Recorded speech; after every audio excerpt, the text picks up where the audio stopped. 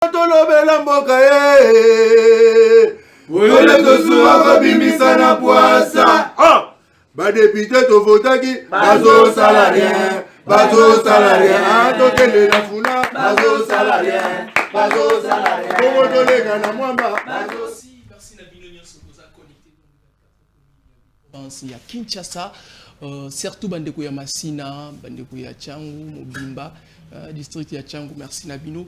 Pour la confiance pour pesara na mwana mboka noko pulu bandeko ya Moamba bandeko ya Funa Lukunga noko pulu soki bomonye bo sepelaka donc bo misana ngai petit beta biloko petit Paul binonde batu bo komisanga petit Paul biloko la tata to Holanda yango peto ki na idéologie tata donc merci vraiment na bino pour la confiance noko pour la bellité azana problème té donc a sepelika ki na tongo bo na petit Paul moi na talaka tata semaine très surchargée ma mbeze belé ndekaka tolobaka na ndako soki tata azui empêchement mwana ya kokola soit mwana oyo azara mingi na tata nde akoki ko assumer ba responsabilité ya tata donc un grand merci na noko polo pour la confiance renouvelée parce que na lobango à chaque fois na bandaka ba émission na ngai kezara mbetu na ye ezala mesa na ye ezala nyonso na ye donc ce cas si confiance ezala facilité et puis biso tokoki ko s'abiser donc to sala ke fort to lobaloko aye to sala ke fort to beta biloko ndenge ye amesana alors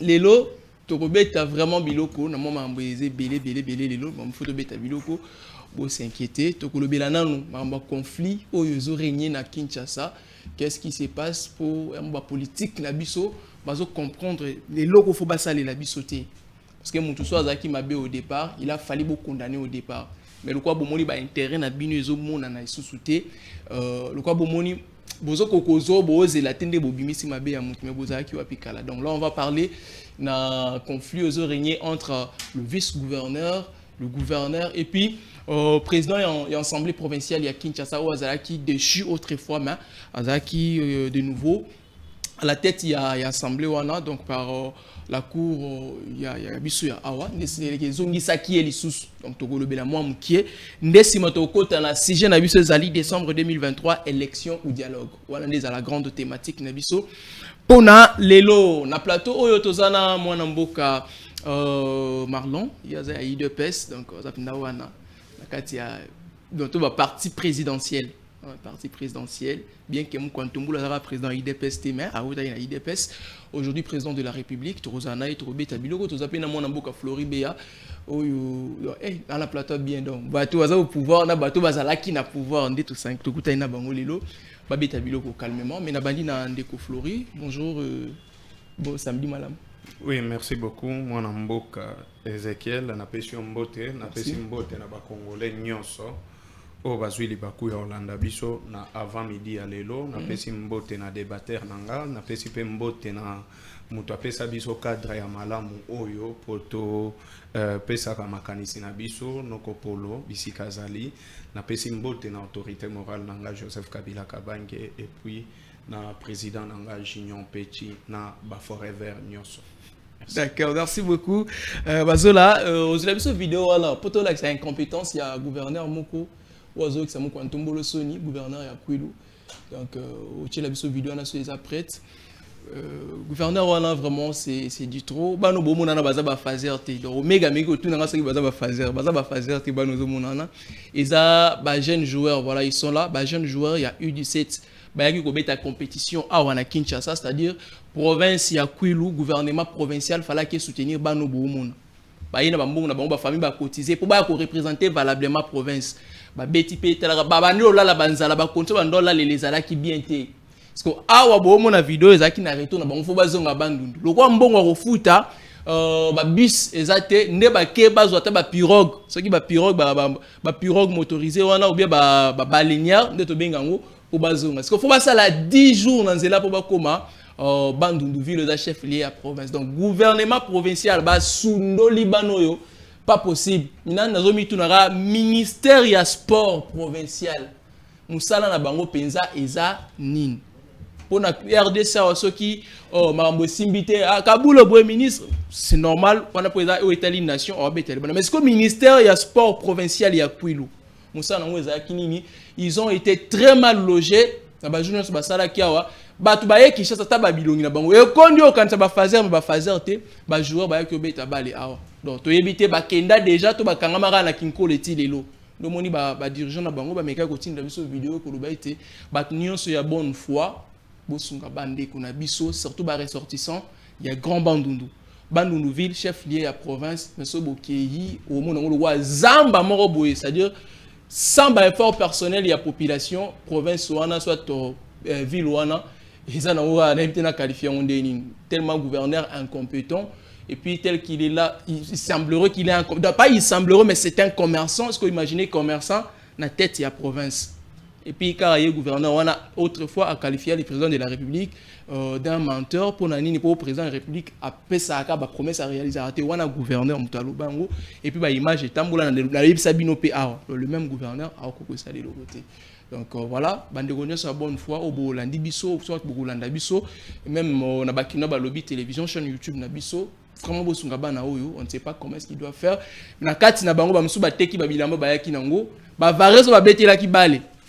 Ba simbisi yango, ba bale na bango moko bando sa l'entraînement, ba simbisi yango. Ça dit que bazongi kaka, ba koli zo mona ba tuba ya bonne foi ba pesi bango ba koli, o ba roké nango. Donc bilo na bango so ba simbisi ko ba cotiser mo ba ticket ba kenango. Donc ça fait très mal. Très mal. Voilà. Wanezaki biscuit nabiso. Il y a Kolobela. Merci beaucoup Normé Gabazola pour l'image. Merci vraiment. Ndeko Marlon. Boni. Bien, moi Namboka Ezekiel na invitation mala motini biso pour les auteurs Kolobela Mboka na biso plutôt la baction chef de l'État. OK. Yambotina banda tikana pesa na mbote na secrétaire général na biso Augustin Kabuya mwana bute na mayenyo so ko sala pour na parti na biso et puis na pesi pe mbote na ko débattre na tozane plateau moko. Il n'a pas si beau un peuple congolais parce que pour voir les choses peuple un peuple congolais on se la confiance au bas pour ça comme ça ah il dépasse pas le pouvoir du peuple congolais mais ça le pouvoir c'est pour le peuple et pas le peuple d'accord pour la question ouais il dépasse pour y barater non c'est selon la constitution très bien alors Ndeko Marlon actuellement à Kinshasa ils en avant mon réseau Tambola Oyo le gouverneur de la province le suprême Gentil Bilambaka na vice-gouverneur na Eje Koko et puis président assemblée c'est comme si mbilinga za moi Ndeko Marlon par rapport il y a situation province zo traverser les lots est-ce qu'il est vraiment temps dans 3 mois au Tikali ba conflit il y a boyé régner la tête il y a province en tout cas moi la mboka Ezekiel nga na loba toujours ngobila ya na union sacrée pour s'aimer toujours des autres parce que depuis bande qu'on a biso ici ka ba outi ba se blanchir na kati ya union sacrée chef de l'État pour ba meke pe ko sala moi bulu yeki pour chef de l'État reçu mandat na été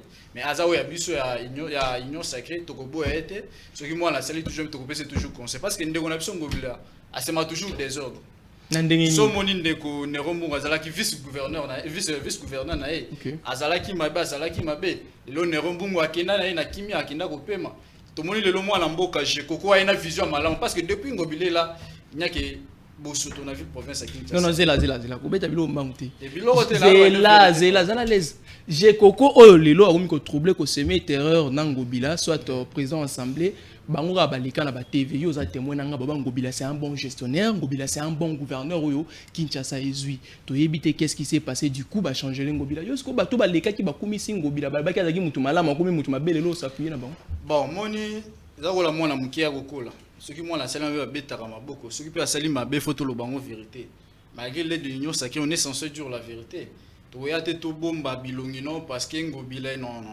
biso toza idopes ce qui osali malamu toko beta maboko ce qui oye mabe pocha kala makolo chef de l'État récit mandat te toko dénoncer yo ndeko ngobila yena zo semer terreur na ville province à Kinshasa à chaque fin du mois 2,5 $, pour la kosokola Kinshasa tala lelo Kinshasa ndekomi moi la mboka je koko ena initiative d'abord ya kolongola ka ba mapango ba gouverneur ya kala balekaka azongisa nini autorité de l'État place ezalaki ne problème nyonso moni ndeko na biso ngobila ko bundisa ka mwana mboka jikoko bato bi n'importe akala ba mituka nyonso ezana kati ya balabala bandeko na biso bakenda ba manaki kotekela ba société songolo pakala mais mwana mboka je bi alongoli baba ba biloko to bando semi ba désordre puis ba kulu na ba insécurité moni ndeko ngobila ko bundisa kai yango to yebisa ndeko ngobila e ba ete jikoko azana mission oyo le peuple pécier pona ko bongisa Kinshasa On a obongisa Kinshasa. Nenga mesana ko bongisa ba vice gouverneur na ye, Jekoko n'est pas Nerombungu. Jekoko n'est pas oya moni la Jekoko aza mwana oya biso aza na makila etindi sekedi wa mulumba. Il a notre soutien.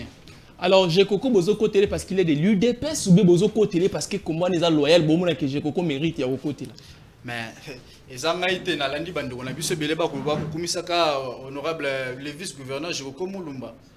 Parce que photo est bello komoko. Ceux qui ont gouverneur à ville province à Kinshasa, aux sur un parti politique malgré couleur politique Rolanda yo. Parce qu'on a pas bande on a biso Kabila fo lobela bango. Au comment la bande on a biso ya la muka fo lobela bango. Jekoko mérite notre soutien et pour Aza mutu a UDPS y a ozo mérité soutien na bino le kwa Ngabila pardon Ngobila n'est pas de l'UDPS. Moi il faut soutenir exact. Je vous dis Ngobila est de l'Union sacrée.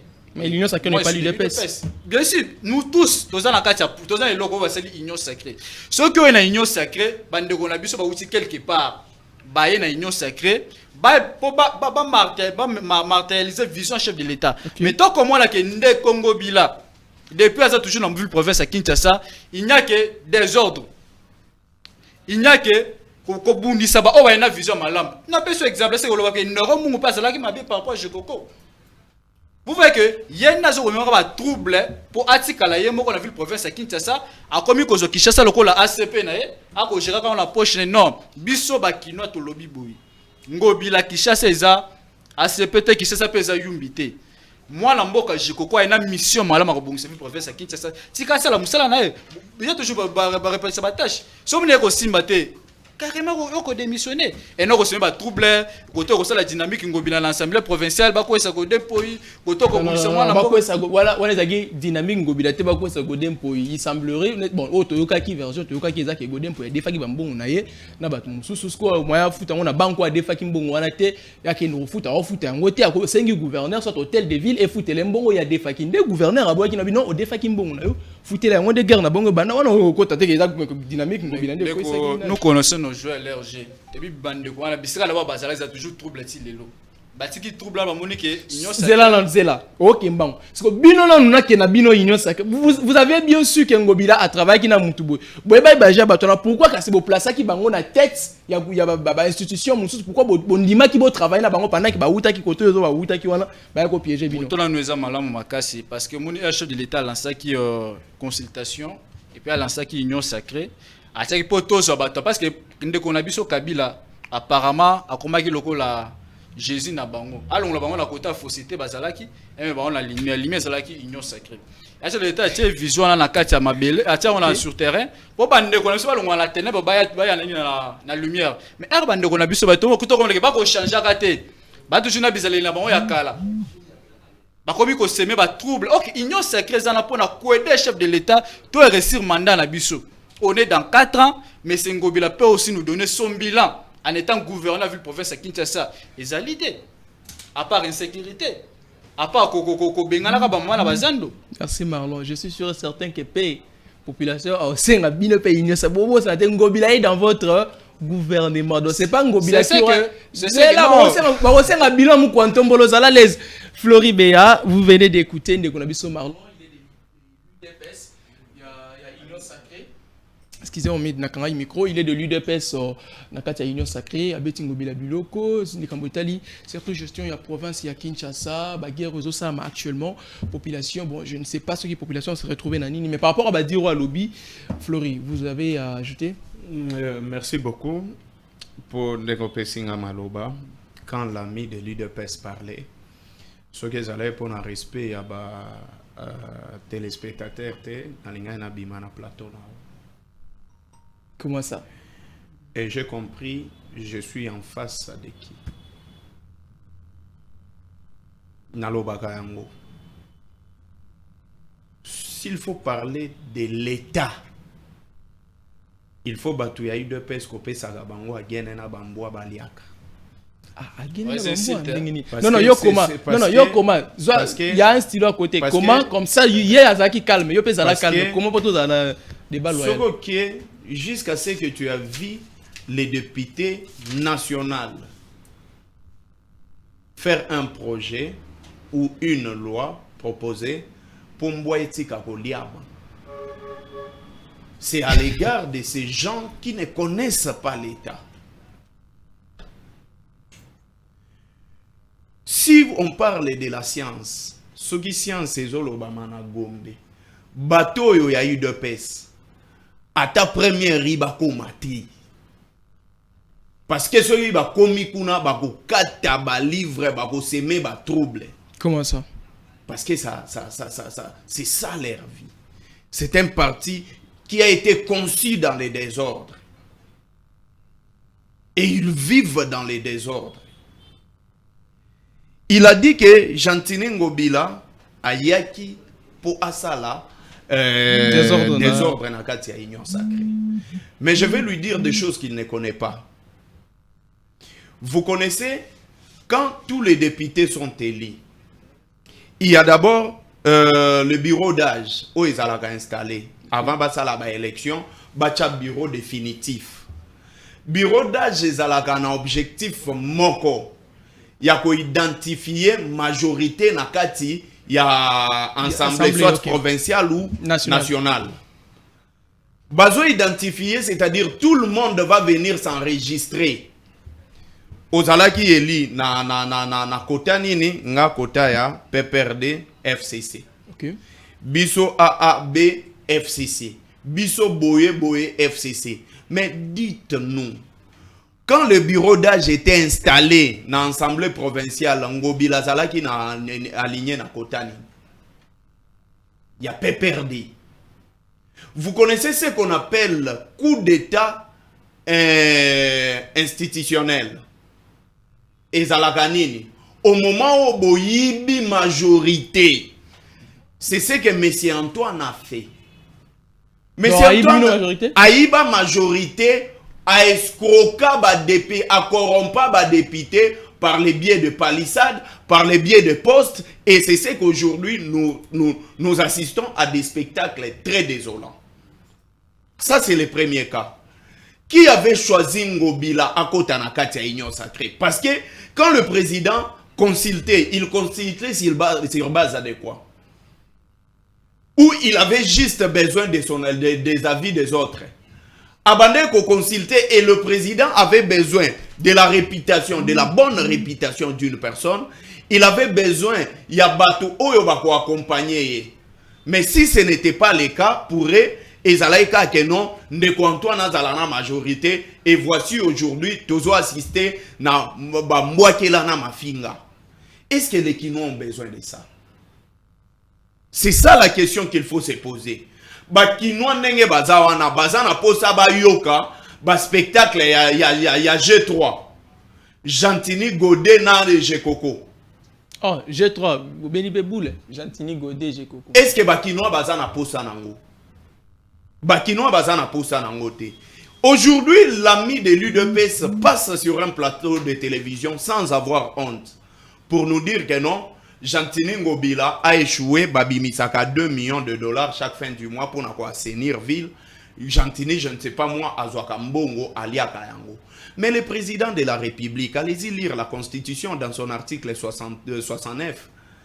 Il est le garant de bon fonctionnement des institutions. Très bien. Sur le plan national, nous avons l'institution Parlement, président de la République, nanini, tout ça. Sur le plan provincial, nous avons le gouvernement provincial, na institution assemblée provinciale. Mais que fait le président de la République? À l'égard, il y a Krizo et Zosalema. L'UDPS, il faut reconnaître que l'UDPS Moutounyoso Oya Sanganaganaye Azalaga toujours humilié, pas comme un sujet à insulte. C'est-à-dire que Mounioso Skota na Katia contre soit na Katia Bisuko UDPS à fois dans la humilié. Je commence. Vital Kamere, bateau yo bayembela Vital Kamere, ibenge coaché. Bango. Ce qui ne compte pas dans sala ba discours, kuna bango ba obelela ibenge coaché. Vikamere Koche Bango. Vital Kamere va se taper 15 millions de dollars. C'est M. Antoine Oyamisali porte-parole. Il y a Vital Kamere. Na poto alobie za cop. Rétro-commission. Ndeko Antoine. Deuxième cas, projet 100 jours rayé. Babandi ko bele la Bango. Que Vital Kamere aza moyibi. Vital Kamera lingaki abomamu kwantombolo. Vital Kamera, il y a des vidéos, il y a des parlementaires debout, il y a IDPS basala yango. Après, on a lavé Vital Kamera. On lui a innocenté. Mais, jusque-là, est-ce que par rapport à la réputation de Vital Kamera, Oroki Kolongola na mutu ya ba Congolais que Vital Kamera il y a 57 millions de dollars. On a des problèmes. Jusque-là. Bah, baby sa réputation ya Vital Kamera bateau au monde. Et après, Vital Kamera bimi na justice, c'est toujours le même gens qui dit Vital Kamera c'est notre frère. Bolinga to bo makamera po bo sepela. Bah ça l'union sacrée, Moïse Katumbi arrive dans l'union sacrée. Bah sepeli ba obi Kabila zo représenté ni face à Moïse Katumbi. Mais après, Moïse Katumbi a trouvé que ces gens n'ont aucune vision. Alors Binazo s'est retiré. L'élo Moïse Katumbi a comme étranger. Bateau aux hommes. Nani Denis Mukwege. Ayaki non souke la côté ya kamia nene ya nene bazami balenga na anga moko pesa nga moi plus de temps. S'il vous plaît. Nani Denis Mukwege aye. To bana na émission to biscuit. Et ça déjà émission. Denis Mukwege aye. Denis Mukwege alobi que non ndenge zana il faut que lande la rapport ma ping ba beteli Denis Mukwege ma boko. Après leur monsieur de l'UDPS dira que mais Denis Mukwege c'est un Burundais parce que Denis Mukwege a sangani na ba Congolais. Et à la fin ba ebisa même ba maman ya est bino ba maman ya est bofanda kimia boza fruit à viol. Maintenant allons-y sur le plan géopolitique parce que c'est Jekoko qui a dit que Vital Nani Ngobila azalaki un bon gouverneur et ils vont bien travailler avec lui. Sur le plan administratif, Jekoko a géré administration. Vital Kamina ni Jantini Ngobila, c'est lui le patron de la ville-province de Kinshasa. Ce qui est dans l'État fédéral, Jekoko Alingaza, soit premier ministre ou bien vice-président. Tu as bien dit ici que Soko comme gouverneur, tu n'appartiens plus à un parti politique. Jekoko na chaque matinée politique, il y a eu deux pesa kenda osani. Vous dites une chose et son contraire. Allons-y maintenant sur le plan géopolitique. Le président de la République espace Grand Kassai. Par ma ministre, nous faisons non, en matière de zoa yango profiter. Pesango na kabuya. Donc, président de la République espace Grand Kassai. OK. Patron ya sécurité, ya Congo. Espace Grand Kassai. Peter Kazadi. Très bien. Aux institutions provinciales, Godin Poi, espace Grand Kassai. Moutoualandie Nasima, Chibalabala, espace Grand Kassai. Rapporteur Nembalemba, espace Grand Kassai. Oye vice-gouverneur, espace Grand Kassai. C'est l'Angobila, Oya Pessimo équilibre, il y a espace Moussousou linguistique. Mais Lelo Oyo, vous acceptez que Ngobila, Balongolaye, et si nous crions qu'il y a tribalisme, on va aller en prison à cause de ça. Merci Flori. Et pour citer, oui, moi je l'ai toujours dit, par rapport à la nomination, par rapport au discours Yandeko Antoine, moi je l'ai toujours considéré comme tribal. Mais test Yandeko Antoine, pour tester ce qu'il y a tribaliste, toté, et dans la guerre il y a G3. Ndeko koyeba soki ndeko Antoine aza tribal toté. Soki ndeko Antoine aza tribal ngobila kokweya. Mais soki aza tribal té, il a tout intérêt à faire arrêter hémorragie. Très bien Flori, très bien.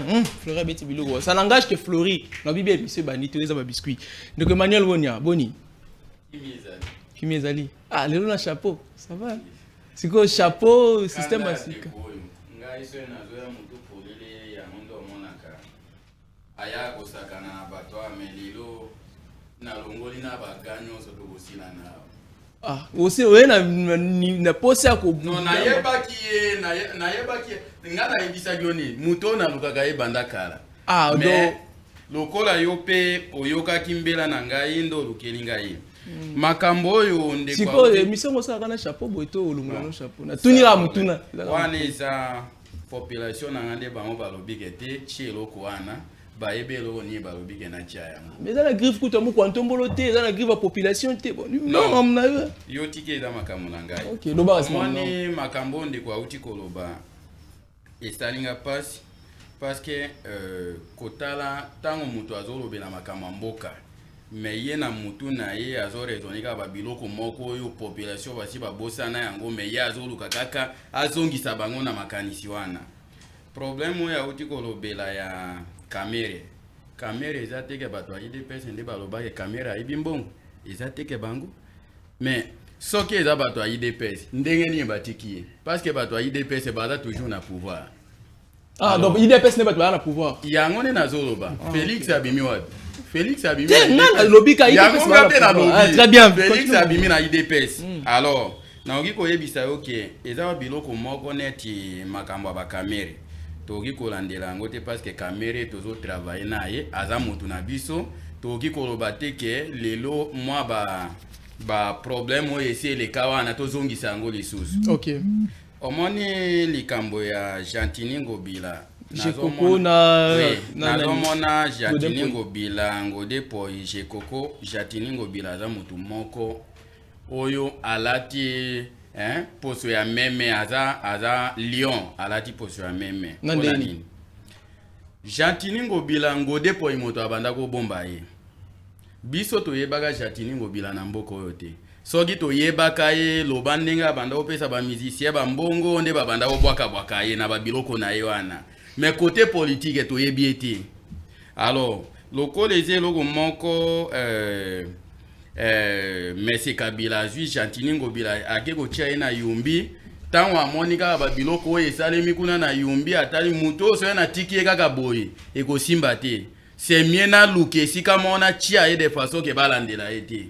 Nda yekozwa Gentini Ngobila a imposé biso Gentini Ngobila. Nani a imposé bino Gentini Ngobila? Mais Kabila moto a imposé biso. Donc Kabila bien qu'il a pouvoir te mais ye a tien Ngobila étant gouverneur ya yango nazoyebisa yo pona nini ndenge nini yo ba député ozana ba député mais président oki kozwa te alors population batali kete biso to longola kaka président biso to zwa ba député eza ba biloko moko Kabila si a préparé de façon que ayebi ke tango tozo kende soki na meki kotia ye muto alobi ke tozonga na sima yango nde tozongi po comprendre makambo ndenge elekaki tango ya atali ke awa na lingi na tiela bango Shadari mais Shadari soki na tieye mabe kokotela ngai wala na ya mona ibongo Kabila mona so tieye makambo na zolo beza ya Kabila na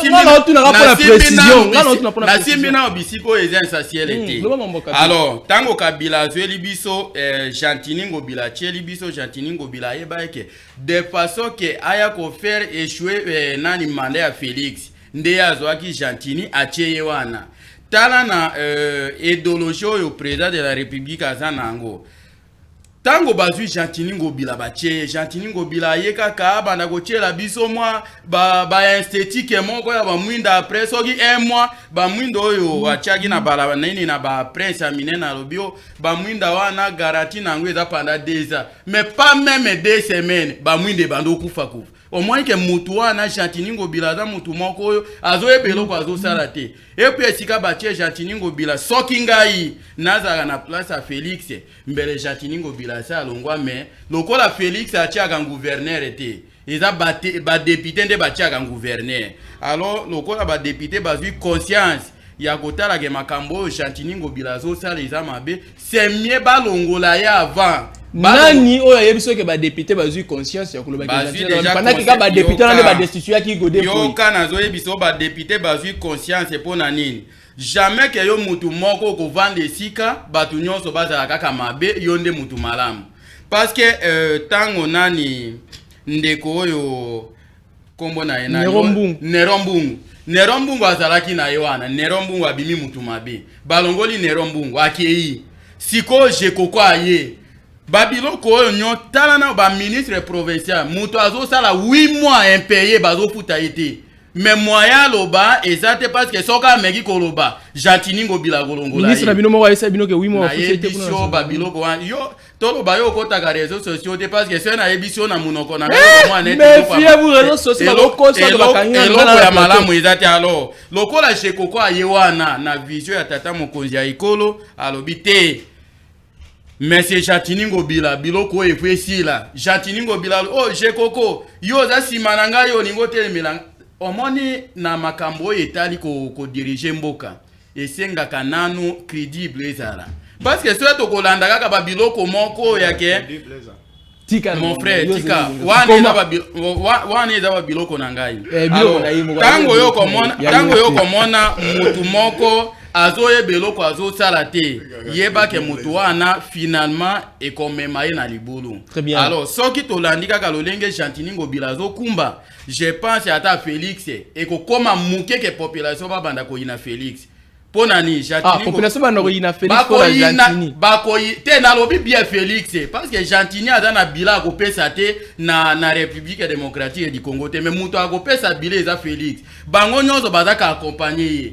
Lelo ata nengo zomona tozo ba Jekoko ba Gentini wana bango bila ya mboka bakotuna bango te muto bakotuna eza Félix. Alors na minute lokola tozo ke na élection il faut Félix abongama ayeba ke mutu bakotuna bila eza ye bakotuna Jekoko te Jekoko ndenga ye wana tala quand même ata moi zela moko soki à peu près pas même 1 kilomètre liboso alopango na bango azokoka kutu kosala Jekoko Gentini Ngobila ngazo magambo Gentini Ngobila ba Jekoko Gentini Ngobila timoli ba carnivore atiki yango azokoka kutunga ata kutunga te papa tika yo na yebi oke ozaka munoko vanda na okimia binu bosi bosala o esenga kipo bosala yango na mito yo Florico ya boine ko mais comment na lobi yo makaka soki na lobi mabe eza biloko na ngai yo sala biloko na yo na yebi o alors eloko nazolo beza ke ndeko Flori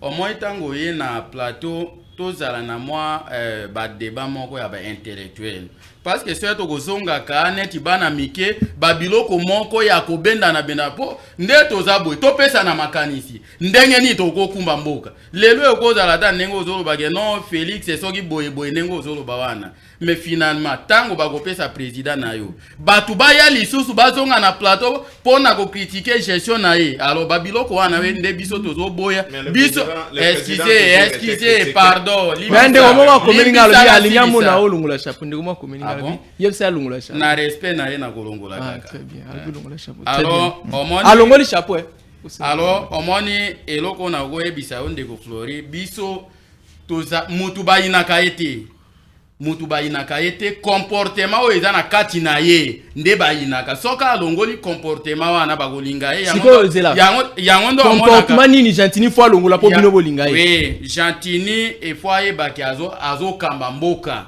mutu oyo mboka te azokamba papa tikanga na zoloba vile yango evandi wapi vile evandi na zamba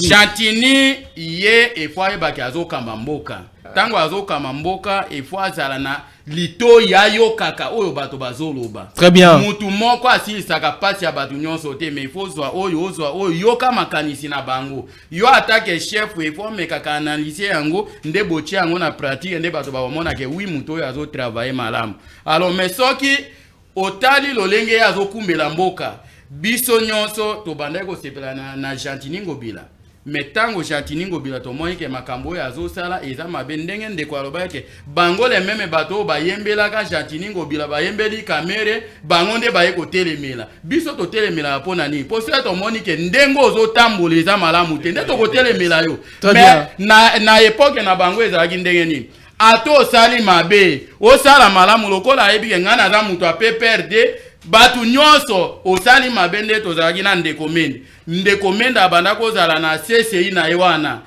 chaque élection oui nazo chite yango chaque élection efo ndeko mende abima député national mais batu na ye babimaka te yango nde nazo yebisa yo biso epa na biso ezalaka bongo te biso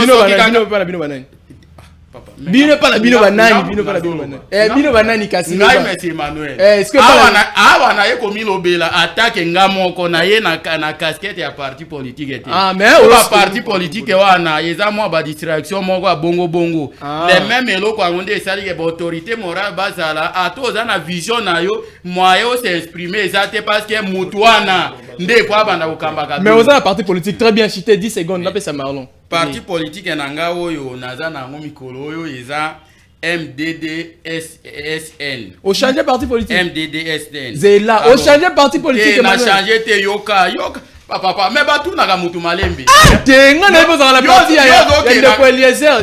Eliezer. Mais tolo ba yo lingo ya koyeba ba casquette na ganyo so yo tuninga mutu na nenga na ebisio alors yo ça filtré kolobelo côté parce que na zo oyebi plateau na yo na mona tango Floria zalaka ezane cha yaga kaka cambrier bato alingite mutu a s'exprimer Flori soki moye za biso to tikelo kaka yo moko loba c'est bon chité tango yo banda ko loba to chité alors chité eloko wana nde na koyebisa okay toza lisusu na taya ke batu moko babanda ko konzaka batu ndenge ezalaka wana ke ba jeune bakoki ko s'exprimer te alors ngande na zawa na ye attaque politicien ngamoko na ye na compte ya parti te. Merci. Oui. Merci.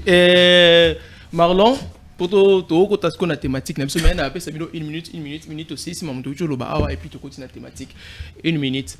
Merci sope singa 1 minute c'est qui oza tenacence que la vraiment minute ndeko pesa c'est tour à liboso sala kiti osko deuxième tour kolanga lobi ebele OK yaza yemo bino wa mibale tala merci azali moko yaza na position bino na union sacrée nana ebisio ke toza mibale boza mibale bino bale boso ya ina ndenge na ingana ina ndenge na très bien OK beta ngala sécuriser ngai ngana ina casquette ya UDPS na défendre pouvoir ya biso parce que pouvoir ya peuple pouvoir la bibliothèque. Dès qu'on a Kabila ya suki FCC na bipata structure azo tate a lobby belé. Mais na koyoka na moni que jeunesse ya FCC ça sacrifié. Jeunesse ya FCC ça sacrifié. J'ai suivi une vidéo nende ko nango akobina kabina Kabila umela na ye. Oh, vidéo ya Flori. Na la ni vidéo bango vidéo ya Flori. Bango bazala po ba adora kande moto. Ole ba adorer idéologie, bazo adorer nde moto a umela Kabila ka uzonga.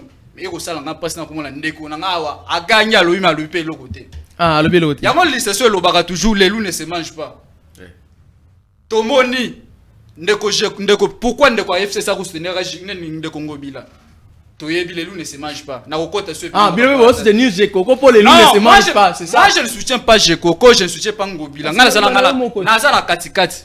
Parce que toi comme on ndeko na biso nero mbungu awa ndeko ngobila lobaka nyonso aza mabe ndeko nero mbwa kindaka komaka mwana mboka Gekoko ayeka dans quelques mois tu veux qu'il y a kendo tikala yo moko na je pas pendant qu'il était seul tout le monde comment ngobila mbongo ebungaka na ba 15 na hôtel de ville $500,000. Ce n'est pas Ngobila qui veut que Gekoko qui ne me contre c'est Gekoko qui veut que Ngobila qui ça yondo eko ko eba carte ko choma place on a te to monaka nazo parce que exemple moko muke tout le monde ndeko ngobila na ndeko gode bakuta basa réconciliation dans quelques jours ba destituer ndeko ndani ndeko gode mpoi oyeba ke loko wana bon ngala monaki ngala webisa ko ke ndeko ngobila n'a pas une vision pour notre ville province de Kinshasa et ndeko na biso na koyoka ye atango alobi ke place balobaka science bolongola IDPS nga salinga soni na aussi ko landa vidéo ndeko bini abineli Kabila c'est ça la science qu'il veut me parler Floride danseur à Kabila na moni ndeko na biso ko yemba Kabila umela ti libela c'est ça la science que nous langa ya fa lobela ngai soyez du bon côté de l'histoire vous êtes une jeunesse et puis ba jamais toujours tribalisme comment la jeune Ola y a la vision, il y a des populations à comprendre le discours à malam, il y a toujours un sujet tribalisme. Mais si quelqu'un est compétent plutôt, il mérite. Et non, non, ceux qui sont compétents, non, attendez ma classe, assistez ma classe, tout ce qu'on a retrouvé pour la chef de l'État, tout ce parce qu'il y a une école au second local. Donc, Marlon, pardon. Il est raté Marlon, au lobby, ceux qui sont compétents. Il faut bâtir Kaya travailler, ça ne dérange pas. Oui. Donc Marlon, tu veux nous faire comprendre que na RDC, na RDC, les gens qui sont plus compétents, tu as Grand Kassai. Ce n'est pas du Grand Kassai. Ce n'est pas du Grand Kassai. Na kopes quoi exemple moko simple. Tozu a papa mboso azam te la province nini.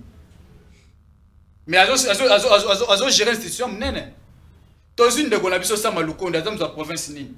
Tozi même directeur à cabinet chef de l'État même honorable du Kabala ni Guilin Nyembo azam ta province nini ba toi FCC na ba to opposition ba ninga ba djembe le tribalisme pendant que le chef de l'État baati lukwebo azam ta province nini pendant que le chef de l'État azo prêcher cohésion nationale vu que bango ba toujours un esprit à séparer mettre de l'insécurité dans le pays, instrumentaliser la jeunesse, n'est-ce pas bango. Parce que l'autorité morale du secrétaire général de bango Chadar, alobaka, na ko paralyser mboka ko paralyser mboka ça mbalange belé bon yana minduki peut-être te ba est-ce que là discours ya ko traumatiser population ya ko révolter population nena le baka ko sipa à commettre insécurité, à mettre un pays en chaos. Il y a un des discours qui sont toujours le tribalisme. Pendant qu'il faut prêcher la cohésion nationale. Si on a posé à Kabila, pourquoi les autres prêcher division dans le peuple? Mais moi, ça me fait honte. Comment on doit ça jeune? Très jeune. Très jeune. Oh, le tribalisme. On pas ça exemple, moi, Mouké. Ndeko Bati Lukwebo. Azam Topo. Il est dit Kassai. À cause de ça, on répond dans l'aïe. Ndeko Mbosso, le premier ministre, même le directeur du cabinet chef de l'État. Quand on parle de la science, il faut réfléchir comme les intellectuels. Très bien. Tu réfléchir comme les idole ou rien. Tout le monde a réconciliation katangaise. Ouais, c'est la on est tribaliste de Zalagini. Parce que on a katangena ba katanga bakina koyoka na bango na bango. Après koyoka. Tout le monde ndeko na biso kufika saya. Et ça dit déjà beaucoup. Na koyoka tribaliste zo lebela oy. Ndeko na biso kasa ku faire en opposition. Ça dit déjà beaucoup. Bande qu'on a besoin de tribalisme. Nous, on est là pour prêcher la paix et la cohésion nationale. Ceux qui ont non, vous avez un discours au la TV, n'attendez le tribalisme, n'attendez la boye. Non. Merci, vous êtes encore jeune, vous avez encore de l'âge. Luka, on a la vision malade. Et puis, l'on voit ici, vous avez la loi. On a jeune et lengue. Tu as des enfants, tu as une famille. Liwa wapi, c'est là, nous sommes maman au coup fort, la TV, on a battu, on a liwa wapi. Mais, je repère sur exemple, moi, Mouké. De Kolanga soit colonie à Limbisanga, il a été sur l'éducation aussi. Ah, quoi d'appeler on a vu sur l'éducation aussi, mais ça me fera mal à Koyokaye que le tribalisme n'a pas pendant qu'il y a un biso, Cherbin Okende, à Koufaki, parce qu'il est aussi du Kassai. Tout le monde a un biso Daniel Safou, à l'Obaka Togolia, Balouba Tolia, Bakassayen. Tout le monde a un biso Moukebaï, Baganga la chaîne. Non, moi ça me fait mal parce que le tribalisme, il y a un monde pour Mambo, quand on est dans la opposition, très bien, merci Marlon. Merci Marlon. En tout cas, nous avons Kimia pour les grands messieurs, Cherbin Okende, Watika Biso, paix à son âme. Paix à son âme. Un grand monsieur, paix à son âme. Depuis qu'il y a justice, Lelo, Tolobi, Tomikolo, Yakakuna. Merci. Floribéa, vous avez 1 minute pour une photo. Oui, je vais aller vraiment rapidement. En fait, je ne voulais pas tomber trop bas et je vais faire l'effort quand même de rester rationnel. Il y a Liboso, Ndeko, Oyaza en face. Mais coupez sa courte, Flori. Pour y aller, ça va courir. Le côté ça. Ah, ça n'a quoi couper ça té. Ah, ça te le fait moi. Yo ti quand même na esi Flori n'a pas sa courte. Alors, on n'a pas fait sa courte. Na lobi bo Ndeko nanga. Est-ce que ko brandir vidéo wana oyo mona ke longi nanga na zobi? Oui, j'ai la vidéo. Montre ça. Bon, ils ont la pré-émission. Bon, malade vidéo. Ah, yo le bara, té Flori est là. C'est là, non? C'est là, non, tu solo là bien. Azela, yo to ye muto azo bisa azela. Simplement. Est-ce que Ndeko Nangai, il a dit qu'il est jeune, il a dit qu'il veut sauver ce pays. Ok. Il a dit qu'il est, il est une personne, je ne sais pas moi, prérogatif, nous sommes épais, na ba honneur tout. Je pose la simple question. Il y a mon vidéo et longinanga Floribéa Nazobina. C'est bon, il a question vidéo, on a prépoto il y a minute c'était Flori to pays. Donc ça veut dire tout simplement. Est-ce que yo l'équipe bango tout le monde a babina? Non, c'est pas grave, c'est qu'à Flori. Ça veut dire tout simplement ngana Bilocoste. Ça veut dire tout simplement que Bilocoste oui, se dit. On va dire maman Bilocoste. Non, ça veut dire tout simplement que à un plateau azokosa. Et comment est-ce que tu peux passer sur un plateau de télévision bien habillé en veste? Ozo kosa que non na monaki. Toi tu m'as vu danser. Pourquoi est-ce que beaucoup confondent Bilongia Batu tout na Elongia Kabouya? Pourquoi? Flori. Non, c'est ça, je pose la question. Pourquoi d'abord? C'est ça. Il me confond à Kabouya. Non, ou il confond Kabouya à moi. Mais laissez Jaza Mwindu Yosa Pembe. Moi, je n'ai pas fait l'apologie du tribalisme. Nasali géopolitique.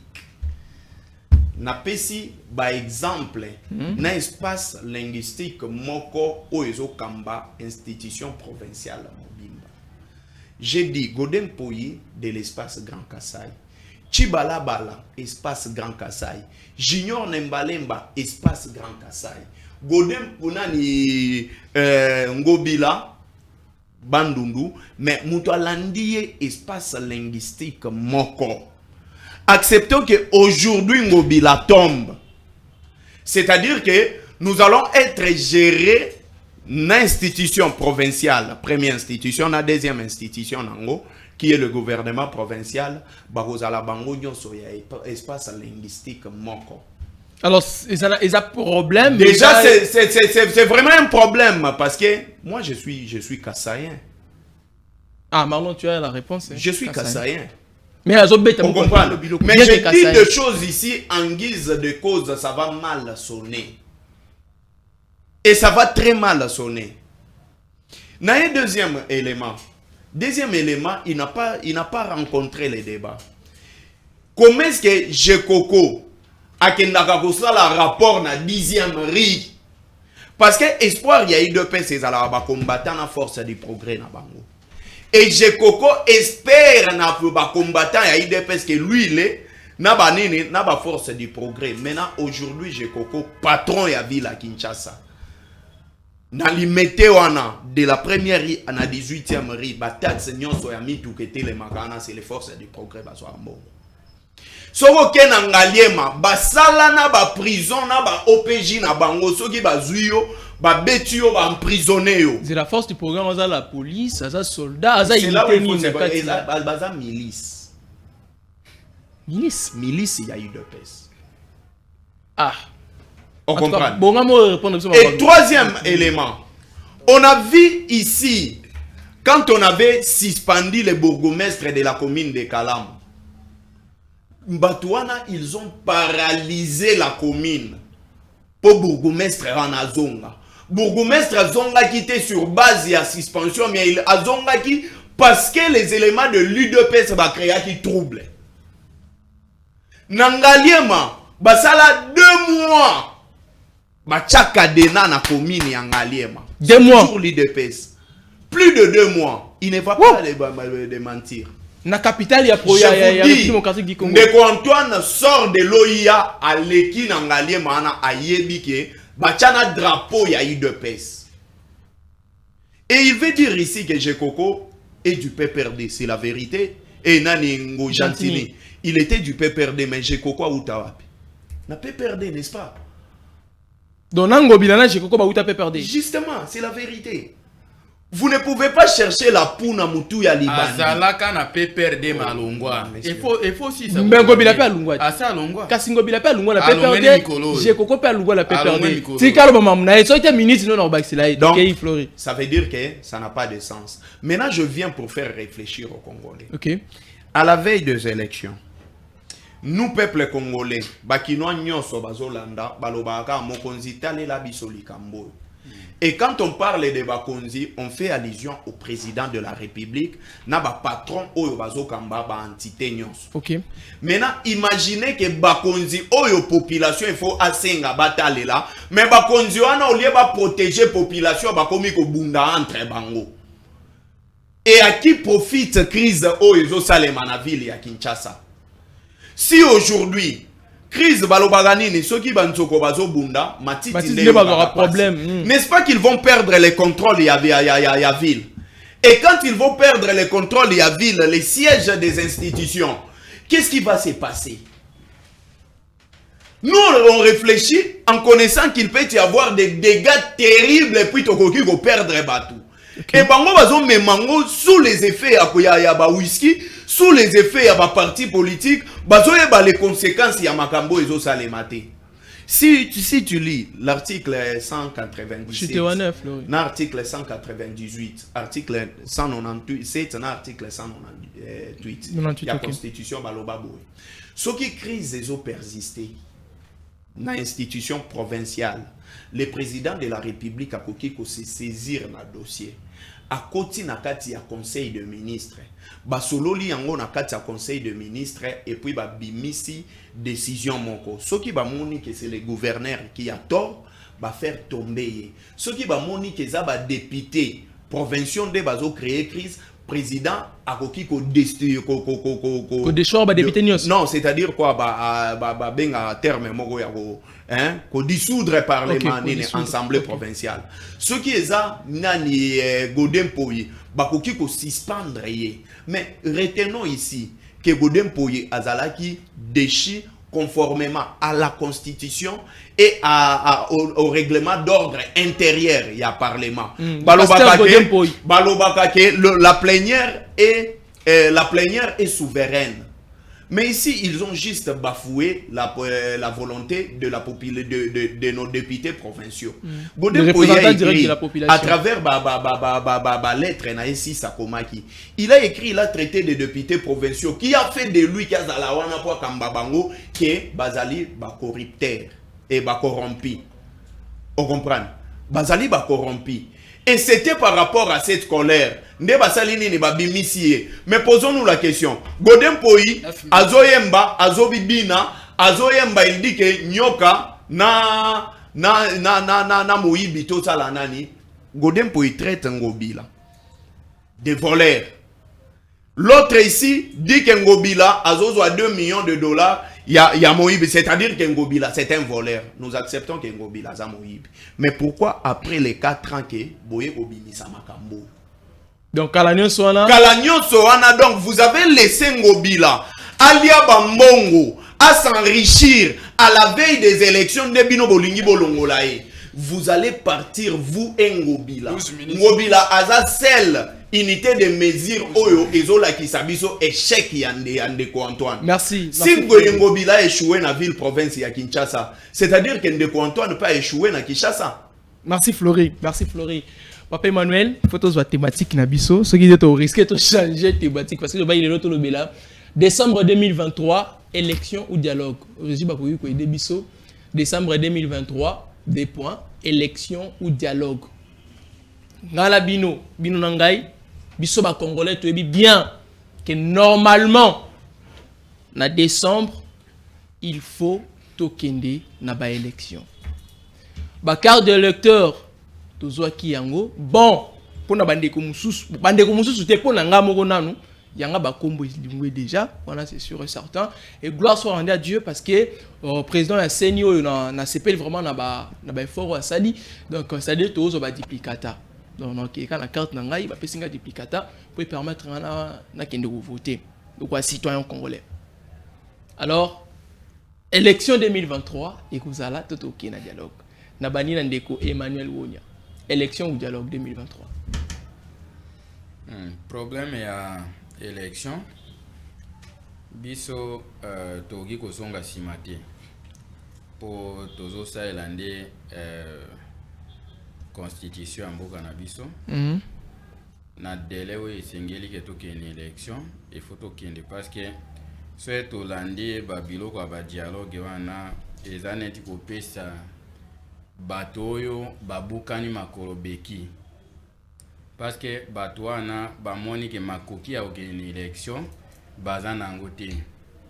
Je pense bandeko mosusu baboya ekozwa ba carte d'électeur po batali ke ata tozwi ba carte bandeko mosusu te lobaka ba Flori baboya ekozwa ba carte d'électeur koko se bandeko mosusu te parce que c'est bato pe perdre nyo donc ba FCC bazwa ba carte d'électeur te. Flori na goloba ye yo kanisi nazo bangai naza na ya ko bandeko baboya ekozwa carte d'électeur daga bandeko ya FCC na yebika nazwa ke information ke bandeko mosusu baboya ekozwa ah yo bino bandeko ngo te oui na yebi obonga na informer yo kasi Flori Flori te bandeko ya FCC bango ça va malam.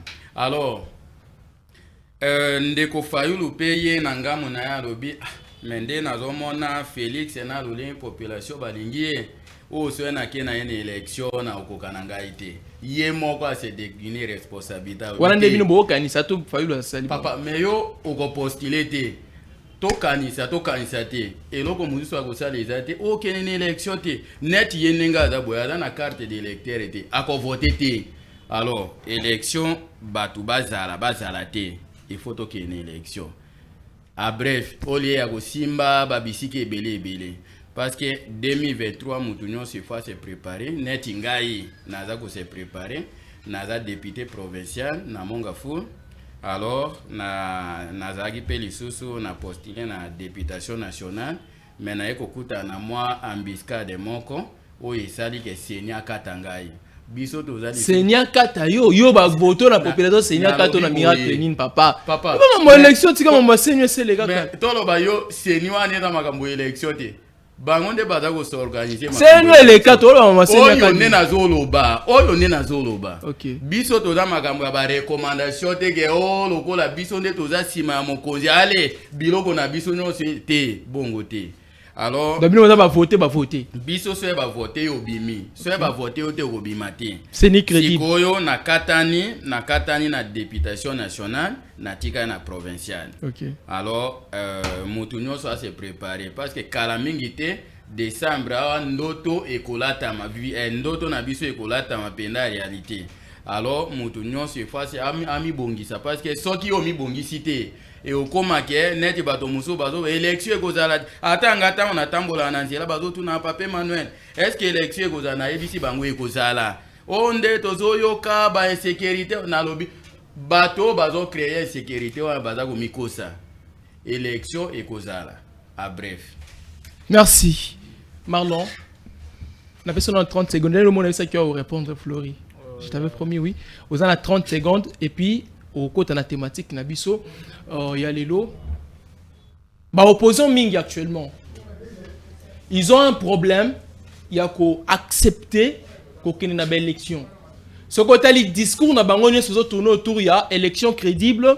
Discours n'a pas tourné autour il y a il faut une élection transparente. Il faut que ça la fichier électoral tout ça là ça tourne autour de ça. Est-ce que la manière Rwanda si aujourd'hui tous les opposants, soit toute l'opposition, a eu une décision qui est dans l'Iroyo, et aucune élection était binomoko union sacrée, soit binomoko UDPS, aucune élection, tout le se soumettre à l'opposition Koulouba.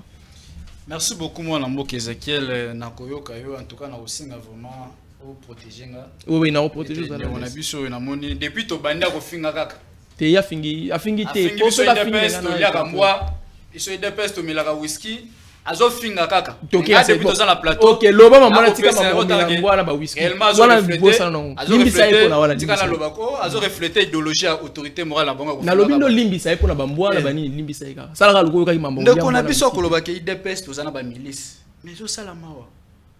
Milice ezandi na kati FCC. Kama unansa kwa bosa nyango. Milice c'est l'FCC.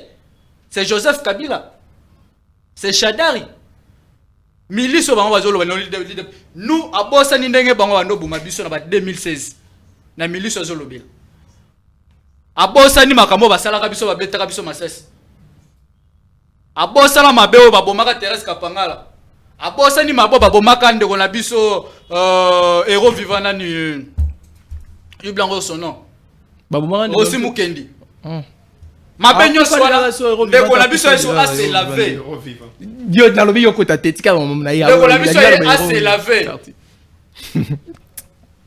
ndeko na biso assez lavé non il dépêche aux ana miliste la force du progrès obiso to za mango baza bien éduqué très bien éduqué bon bah on et puis là ko mangu non tu mangu zela oh yo ba très bien éduqué na tikora boye na plateau na très bien éduqué bon ba prison nani Flora lobi prison na ba sala koto soki boloko soki kacho ba sala kota monga fula ba kangyo ba mo ba ko ba soda ba sambicho ba katelo pe montagne ya on a uti ko lobawa nous connaissons les opposants et l'RG bazo luka bazwa ba miliso bango bazana ngo o ba bomi na ba ferme na bango ba bimisaka bango balo yete baza bato IDPS lelo ngala vana na Gramalik kota zoloba wana jamais biloko ne salamaka naza la Gramalik soki akosa tuni marlon pour na ba website na Gramalik biloko wana jamais salamaka na Gramalik Gramalik OK ah toke limité donc non bazoka ba taxe est-ce que muto un simple citoyen congolais ko l'état na pouvoir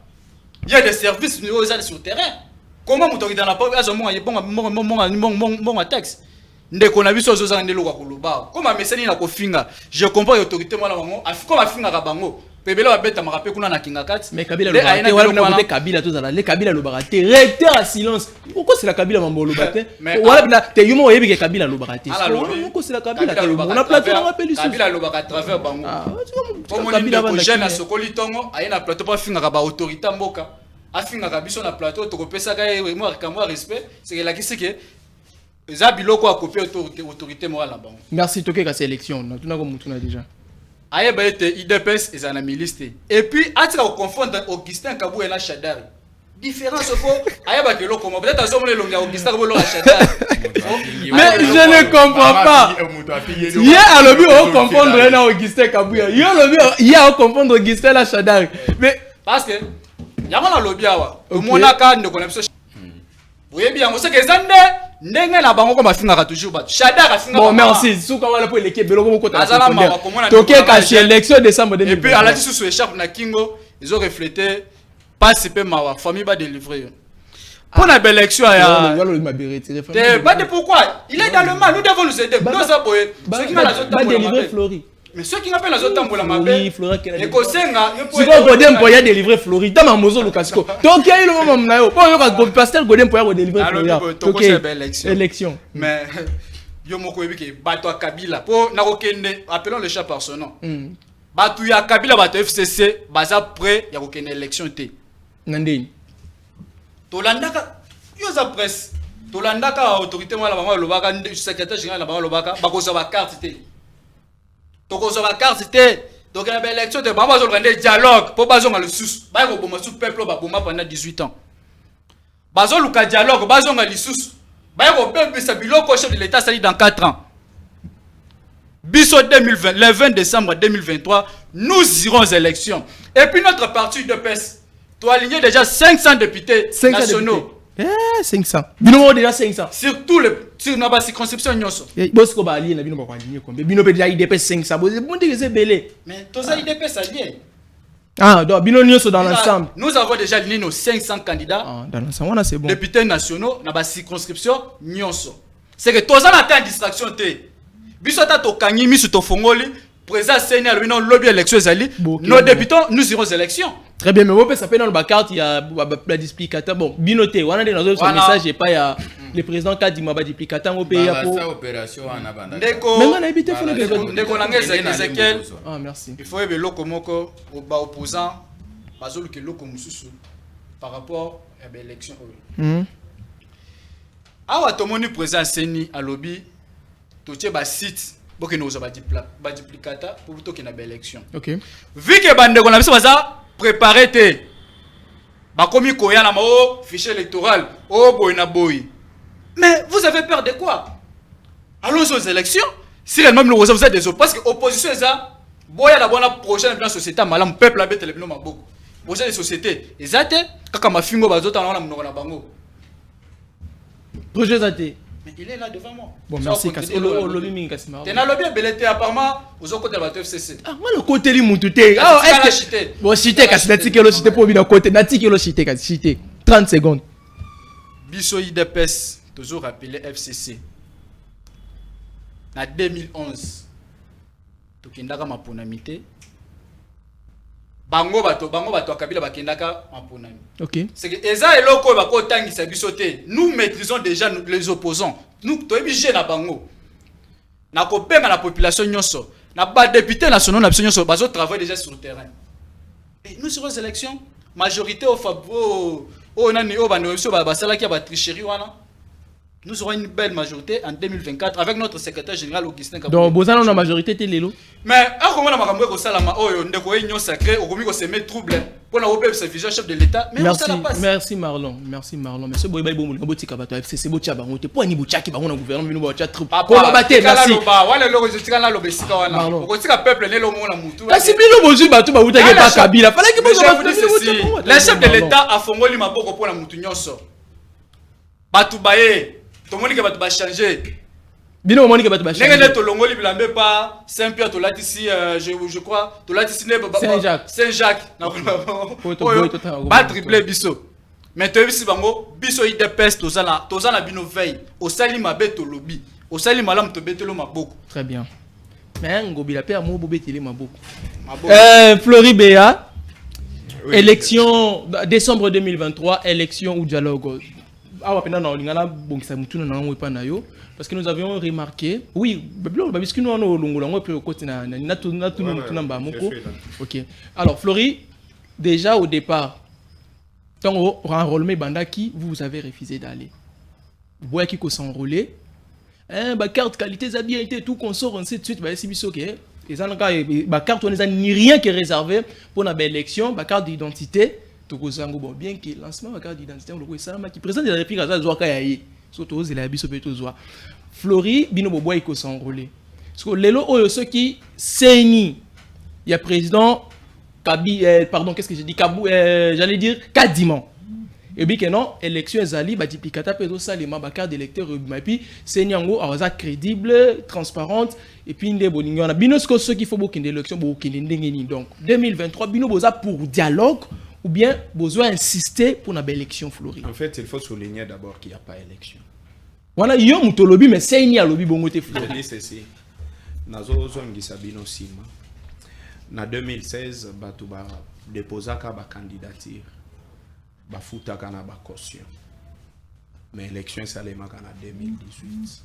Ah voilà, nathan obino bozara na voilà glissement Kabila Lukaka. Mais camarade. Tika lo qui ba lobby que ozui comportement ya Kabuya apolo ba fingi yo. Yo fingi. J'étais calme non? Marlon yo combat calme. Bazo kambambo kana désordre. Tête boza ba intolérant. Tozo na élection. Je viens d'abord plus rapidement. Na ozongela na élection. Il ne connaît même pas le nombre de candidats qu'a aligné son parti. Il y a le 500. Yangoyo. Nazo pointe leo. Yomoko Tanga. IDPS Tshisekedi. Eza troisième.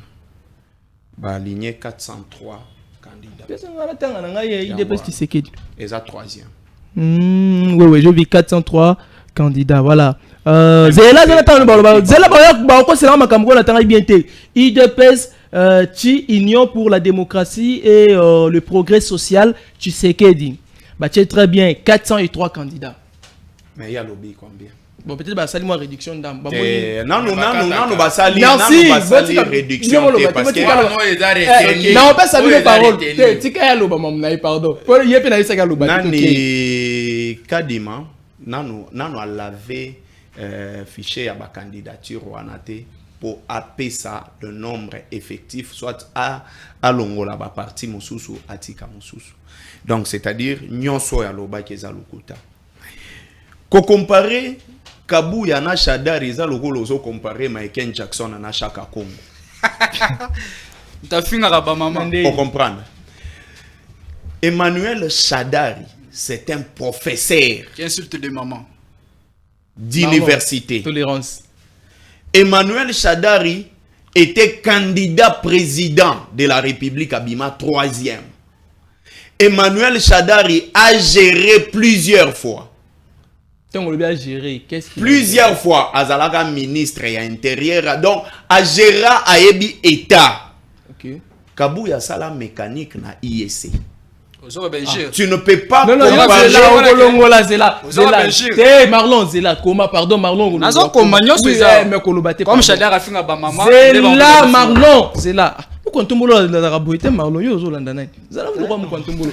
Il a utilisé tout le mot qu'il fallait. J'étais calme. Donc ngana zana muté maté. Flori Toto Zonga Flori. Nazongi Zela Zela asala mécanique na. Est-ce qu'il y a ici basala mécanique? Ah kasi bango ba pesa ba filière o ezalaga te na université. Ba pesa ka marketing de communication na ICC ezalaga na Belgique. Bango batanga basala ka mécanique na IEC. Comprenez? C'est votre il a dit ici que non, Joseph Kabila aboma Thérèse Kapangala. Joseph Kabila aboma Rossi Moukete. Bon, je lui accorde ça. Okay. Bandi mapeke ndeko Antoine abomi Chéribin Okende. Bandi mapeke ndeko Antoine aboma nini ambassadeur italien. Bandi mapeke ndeko Antoine aboma Yves Mpunga, les chauffeurs taximen. Bandi mapé que ndeko Antoine na ba marche nyonso ezo s'organiser. Yé muto azo kita sur place pour appeler ça ba ordre. Parce que il n'a pas vu là où Joseph Kabila est descendu avec son arme pour na kobare. Il faut bandima. Cadre, il y a nouvelle en vol, il y a des lycées sanga na Kasai, ba beta qui est babomi. Wana pe bandima kezan ndeko Antoine. Christian, il y a décidé, baboma est na parti na bango ya UDPS. Bandi mape ke zande ko Antoine Mutu abomaki. Deuxième élément, les camarades parlent ici que la force du progrès baza bien éduqué. Bango bazala na milice. Posons-nous la question. Quand Kabouya disait que oya côté mais la pouvoir na biso to pesa manduki ba exterminer ye manduki wana ezalaka wapi? Kabouya. Kabouya. C'est Nani Jules Mukoko aye ko soutenir thèse wana. Est-ce que bango bakoki ko yebisa biso ke IDPS ezalaka na place o ba bomba ka manduki? Je viens maintenant plus rapidement. Vous savez, les élections sont purement techniques.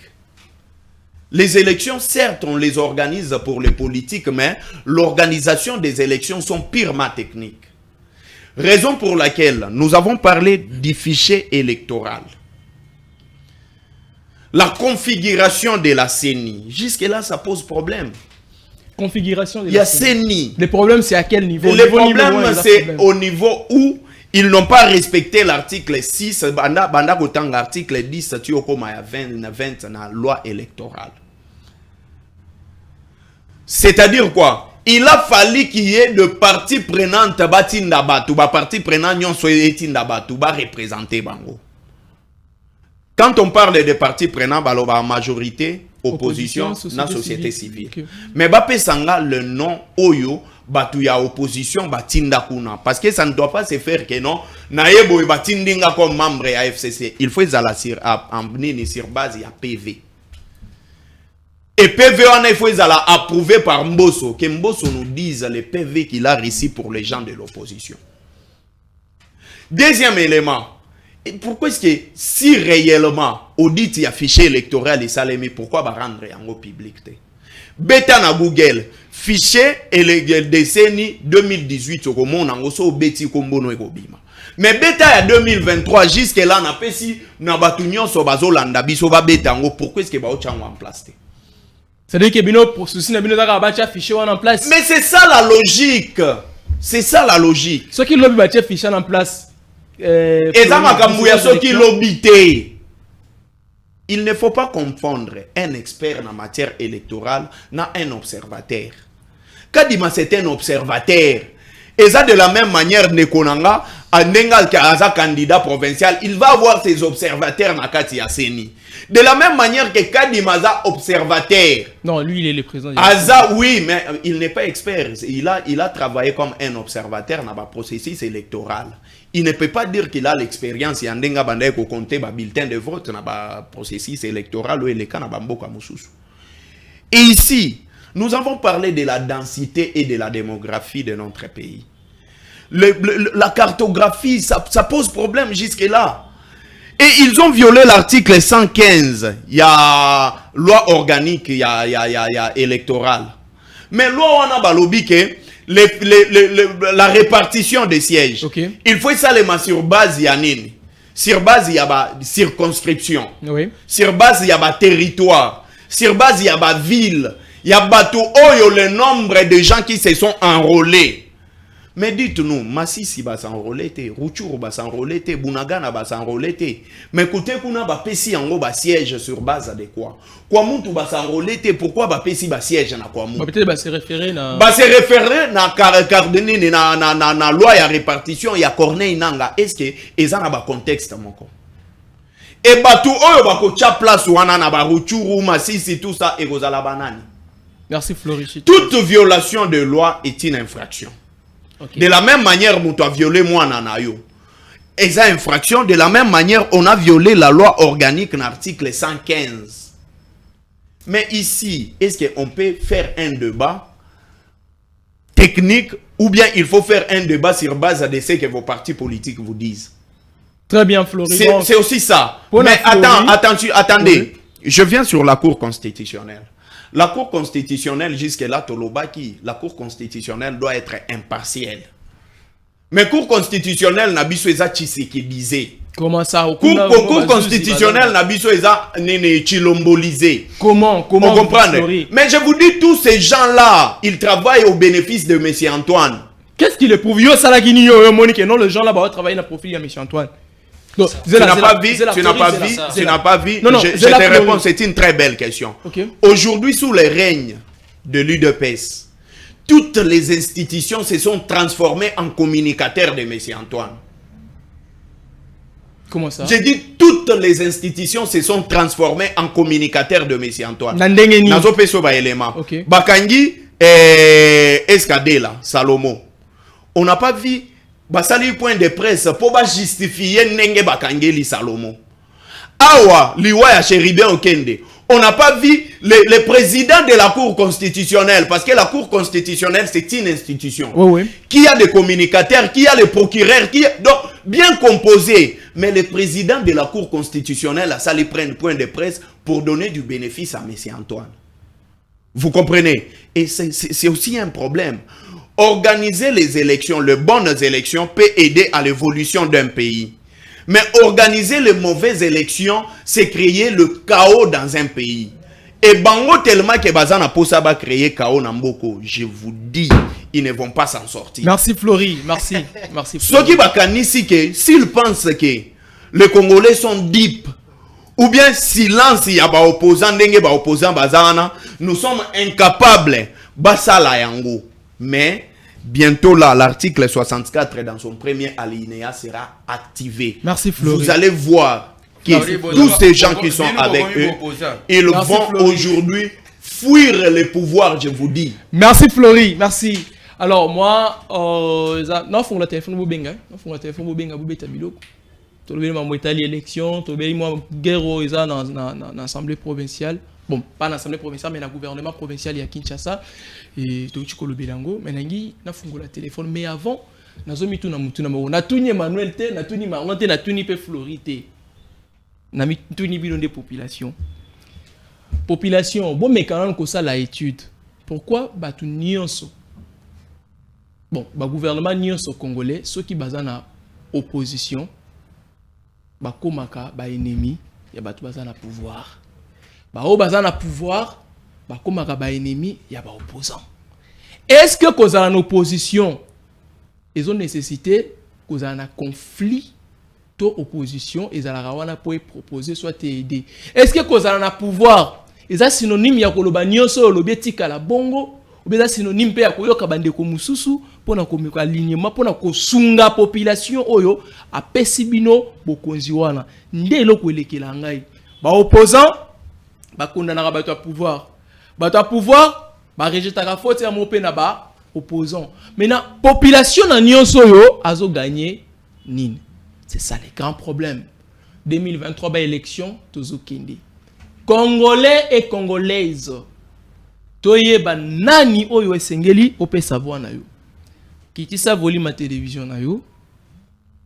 Obengi biso, obeti biloko calmement. So toyi ka retour to kati. Kiti sa voli ma TV. Volume nyonso a TV za rokita après bengi biso. Appel à liboso. Alors ndeko bengi biso ape kombo nani? Bonjour papa. Bonjour, Robin Bisso, un peu comme on a. Oui.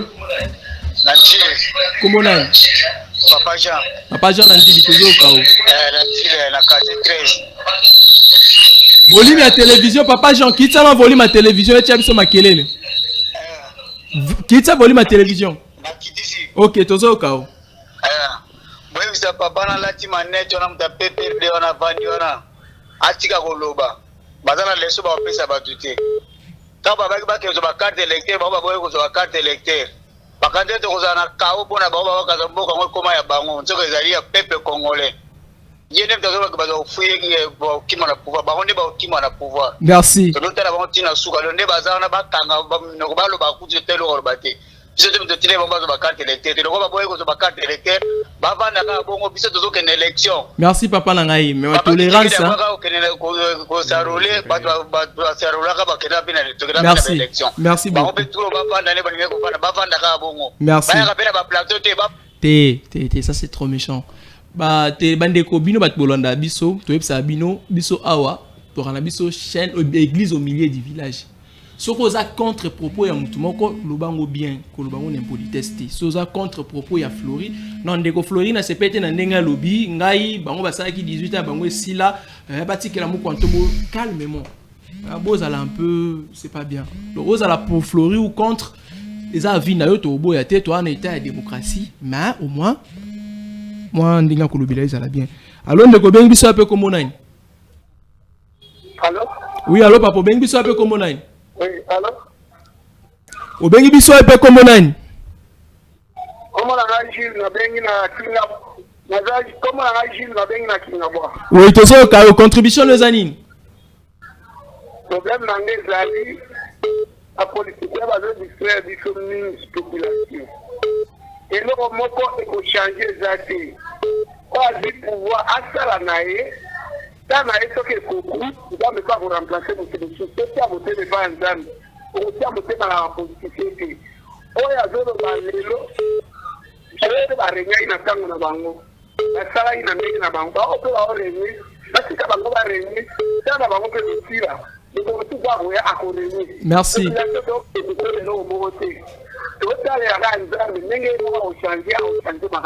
Merci beaucoup. Merci. Waouh. Muta régné Nathan nae. C'est qu'il avait un quantum mola régné tané aussi là. Oleka, Kabila Zalaki Aleki, Kabila les pères, Mobutu. Voilà, Obengo Kiti Volume appelle parce que au Kiti Volume à TV, on reçoit 5 appels. Allô, bonjour, Obengo Bisso appelle comme on a. Oui, Obengo Bisso appelle comme on a. Oui, comme on a ni. Oui, comme on a. Falco, merci. Contribution on a si jeune Abisso les années.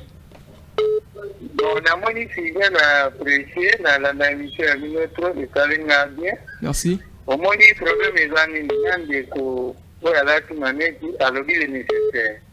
Pour faire des tests à l'objet nécessaire, mais pour qu'il y ait des personnes qui ont la oyo mandat n'est pas là.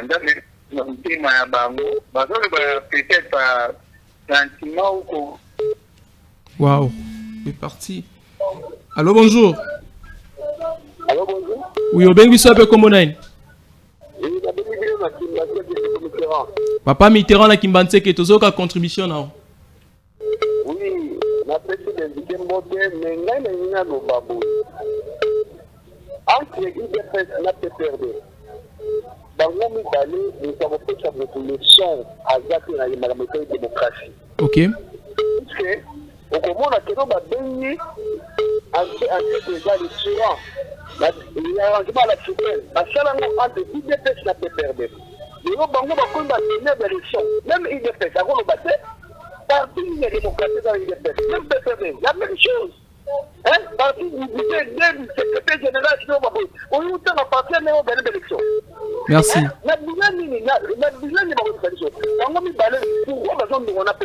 Merci beaucoup. Même école la formation, c'est comme ça. Donc, l'élection, on fait la démocratie. Merci.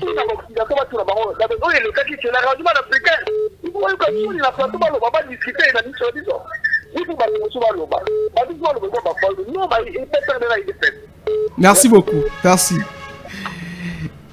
Allô, bonjour. Obengo Bisso appelle comme on a. Allô? Oui, Obengo Bisso appelle comme on a. Quitte sa volume à télévision, s'il vous plaît. La personne. Allô? Oui, Obengo Bisso appelle comme on a. Allô? Allô, bonjour. Allô, bonjour. Allô, bonjour. Obengo Bisso appelle comme on a. Oui, bonjour. Papa, quitte sa... Papa Dieu donné, quitte sa volume à télévision pour laisser Abisso Makelele. Papa Dieu donné, Obengo Bisso. Volume à TV, quitte sa langue. Oui, volume à TV, quitte sa langue. Merci. Contribution, on a si jeune Abisso Zani. Bon, contribution na ngai na sujet na bino ezali lelo soki natali bato ya PPRD natali bato ya IDPS bango mibale baza na soni par rapport à quoi le pays va mal bato ya PPRD soki bazalaki mukema malamu Kabila alingaki apesa pouvoir et pas à Martin Fayulu c'est lui qui avait gagné les élections pasi oyo azomona c'est la haine yo osali corruption oyokani na mutu wana balukeli yo yama pasi ezosala Kabila na mutema il va souffrir mais Tshisekedi aussi doit comprendre que Martin Fayulu c'est lui qui avait gagné les élections. Merci. Dommage, je m'appelle Majador.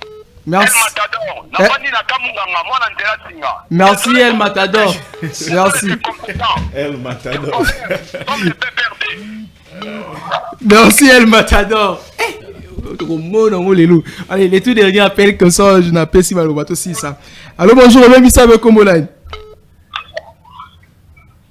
Allô? Papa, quitte ça volume à TV, pardon. Au quitte volume à TV pour toi, Kanamalam. Ou bien, biso appelle Komoline. Allô?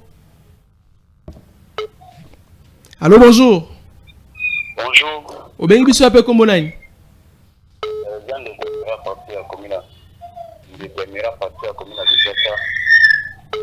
Comment nani? Oui. Oui, ndeko mérite zo ka contribution on a déjà lelo. Juste pour la bande quoi FCC na de pète quoi. Nous on n'est pas ici pour avoir des débats pour comparer les deux secrétaires. Ça n'est pas des papiers que dans la sens moroté. Sinon pas fait pas faire quoi pas plateau à télévision pour commencer à parler n'importe quoi pour appuyer population quand même. Au moment de Emmanuel à MDDSN, je l'encourage pourquoi? Parce que l'œuvre est entre les lignes. Il n'est pas du côté A, mais du côté B. Il est tout droit. Et puis je l'encourage, je lui salue avant ça. Bande Koya, FCC, UVP, pour envoyer du saut. UVP, c'est pas pour pouvoir. FCC, ils sont en train de tirer. Maintenant, on a pas mot, UVP, parler aussi ceux qui sont en train de parler. Ma 2011 élection, Talaga Nango, tout le monde quand même. Ok. Mais Bango n'a pas eu de paix. Alors, non, c'est pour une élection parce que FCC, Joseph Kabila a corrompu Séné, a Séné, a tout le monde de Jonathan. Alors, c'est pour passer une élection. Il y a aucun pays pour le candidat parce que c'est la candidature n'a pas mot et puis après moi comme non élection merci tout ça merci alors il faut faire la paix et nous sur le côté en train de faire il y aura les élections merci beaucoup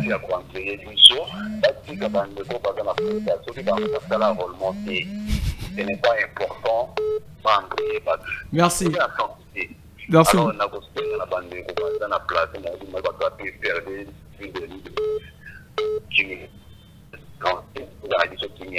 merci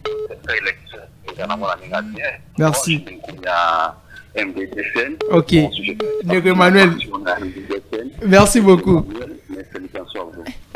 merci beaucoup merci allez on finit ici avec les appels je vais donner une minute parce qu'on me signale que en tout cas on a 3 minutes seulement on doit finir avec l'émission tout ce qui a 3 minutes seulement donc vous avez 1 minute respect à R s'il vous plaît Tobandi Landeko Emmanuel on vous a félicité papa lobby courage et puis a félicité mais dans 1 minute ok oui napesi papa merci napesi pe excellence Stéphane Bachou Bundan Bambote Sika Zwami ok l'homme du chef donc voilà conclusion na yende aza pembe na chef très bien poto yebi ke regroupement na biso eza Rasco Fachi alors je comprends bien les nini mais oyoki na yo kité bandela regroupement na biso eza Rasco Fachi Elexini Rambo mais rassemblement na biso esika biso toke kotia ba candidature na biso parce que biso moko parti na biso makoki ya ko déposer ba candidature ezalaki te parce que ba candidat bazalaki muke alors lolenge ok osangana na bandeko senga il faut tokende kosangana kuna ya ngonde tokenda merci Rasco Fachi toke il continue Très bien. Je vais finir avec Marlon. Flory? Ouais, je pense que ça va. Nous, ce qu'il faut retenir est le Komoko. Ok. Le FCC n'a jamais eu peur de quoi que ce soit. En parlant des élections ou des institutions, d'abord, nous, on avait stabilisé les institutions de l'État. Contrairement à la caporalisation, il y a une institution à l'État. Alors, nous avons toujours dit qu'à la TAO, nous allons activer l'article 64, le premier alinéa. Ok. Ce qui batu oyo, il y a union sacrée. Na plan na bango machiavélique, il y a organiser ma élection ou créer chaos. Personne ne va laisser la route pour bango ba organiser ma ponami ma B. Bien que mon au pouvoir, bien vous empêcher. Je vous dis, il n'est pas un roi. Il est le président qui a un mandat. Il n'est pas un roi Oyakoya à se décider sur sort yaba Congolais nenga lingi nenga Antonia Mibenga prince. Il va organiser les élections, mais ils à maponami ya malamu ou faire avancer Mboka. Merci. Dans le cas contraire, cette population qui va sortir, je vous promets, vous allez assister à Sri Lanka. Et vous connaissez Sri Lanka, le président va démissionner à l'égard de la pression populaire. Merci Flory. Non, moi je ne suis pas musicien. Merci Flory. Marlon, une minute. Merci beaucoup, moi Namboka Ezekiel. Au Singara DG Paul Toussoua, qu'on soit à 5 minutes pour qu'on a besoin de lobby, mais le bien le côté. Il avait demandé de faire un débat technique et puis intellectuel, mais il ne doit pas patauger à Sylvain Maïlou à Malongate. Alors, il dépêche au Bomi Batou, au chef de l'État Bomi Batou plutôt. Tout le monde a procès moko na mboko yu. Un major a lobby mutu batinda ordre babo machebe et Flobert bazana c'est Joseph Kabila. Vidéo ezana ba YouTube ba code ba komona. Major mutaloba. Major vidéo ezali azana ba smart na ba Android abeta wona ke. Aloba clair, major aloba mutu aloba mutu atinda bango baboma chebe ya na Flobert bazana c'est Joseph Kabila. Merci beaucoup. Nakosenga na bande ko na biso que la CENI c'est une institution indépendante. Yo défendre ngo poani. C'est Floris pardon indépendante. De ko na biso bazali ndaza boza na carte. OK, Shader aza na carte. Batinda ka mona Western Union akenda ko zemende. On a sur la mbongo ezate. Na bisi peuple congolais. Le 20 décembre 2023, nous irons aux élections avec ou sans les opposants. La CENI vu que l'indépendance. Nous irons aux élections. Alors, la Cour constitutionnelle. La Cour constitutionnelle est ça. C'est bon, acheter déjà. La justice est indépendante. Au soit cour, au côté de ma politique. Au bino, au salaire n'est pas kala. Beaucoup de sangote, Cour constitutionnelle est indépendante. Beaucoup de justice, c'est tout molamboka. Merci, Marlon. Makambo, tout le monde a kala. RND Konabiso. Shadari. Azo fait ses instructions. Biso to liant la justice. Et puis, n'a pas ce merci, mingi na chef de l'État. Pour la francophonie. Na moni francophonie. Merci. Et si la lobby, merci, francophonie. Merci. Tu vas m'inviter en merci, bon, Florina, c'est émission, pardon. Merci, c'est émission, pardon. On dit un grand merci et courage donc, les premiers PCA de l'OVDA, donc René Otudi Olamba, le grand René Otudi Olamba, le premier président de l'OVDA à la tête. Donc nous vous souhaitons seulement de faire très bien votre travail et surtout la confiance que vous avez eue auprès du président de la République. N'abusez pas de cette confiance. On attend de vous de meilleures choses, on attend de vous de belles réalisations et nous savons que vous êtes Muntu Yabantu. Là je peux facilement les comprendre. Muntu Yabantu. Ok, donc vous avez Muntu Yabantu et plein de bonnes choses à vous. Le bon qu'on a besoin de vraiment nous sommes là ensemble avec vous. Je profite de l'occasion aussi de dire un grand merci à toutes les personnes qui ont été connectées, branchées en train de nous suivre. Là, je vois monsieur Eric Mbokolo. Donc, Eric Mbokolo. le serpent de Moïse, celle contre l'homme qui domine, voilà, au lieu de ses dons. Il domine ses ennemis, je pourrais dire ça. Monsieur Erico, merci beaucoup. Je dis un grand merci à Omega Bazola qui était à la réalisation et régie finale de cette émission. Merci beaucoup à David Tebra, le directeur technique. Je l'appelle les braves. Merci à mon ami Trésor Massiala, mon vieux, mais mon collègue que je salue. Pourquoi pas à Kinshasa, tonton Kinshasa, qui sera juste après nous ici. À Obetabilo, qu'on a un musicien hier. Je dis comme ça là aussi un grand merci à une dame qui me suit depuis quelque part. Elle c'est Rachel Issa, la baronne. Elle a beaucoup d'argent. Rachel Issa, je te salue. Sinon, Ezekiel Moudikongo était à la présentation. Merci Nano Kopolo. Tokutani prochainement pour un nouveau numéro. Au revoir.